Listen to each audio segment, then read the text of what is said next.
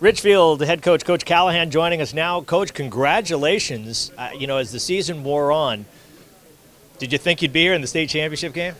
Clearly you're only hoping for the best, but we have a pretty unique team as far as chemistry is concerned, and we've been getting better every week. So optimistic, but, if I told you that I thought we'd be here, I'd be a little crazy too. So. Especially, let's say, after the game against Trinity Catholic, and boy, you guys have really turned things around and fall behind in games, nothing seems to matter. Yeah, you almost seem sometimes, I actually discussed this with a couple of my coaches yesterday, that you wonder if that was something maybe we needed. You look back sometimes and, people talk about perfect seasons and things like that, and sometimes you say it's better off. I think we learned a lesson there. I think we learned that, we're not who we think we are, and we have to work hard all the time. But there's no question that we have a resiliency, and that's been something that these guys have, and that's going to go a long way for them in life.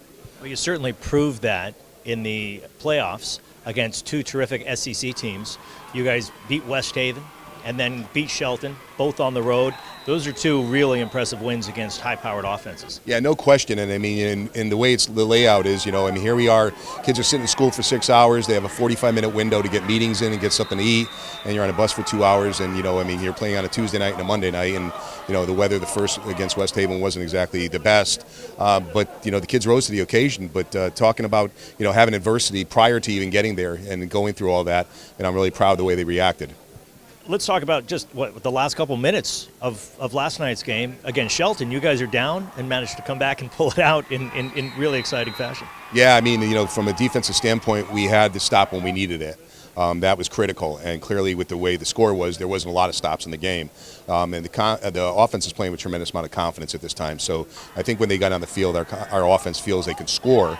It's just a matter of negotiating the score enough that we can be successful. FCAC is proving to be as powerful as everyone said it was at the beginning of the season. I think 4 teams in state championship games. You guys take on an FCAC opponent, although one you didn't play during the regular season.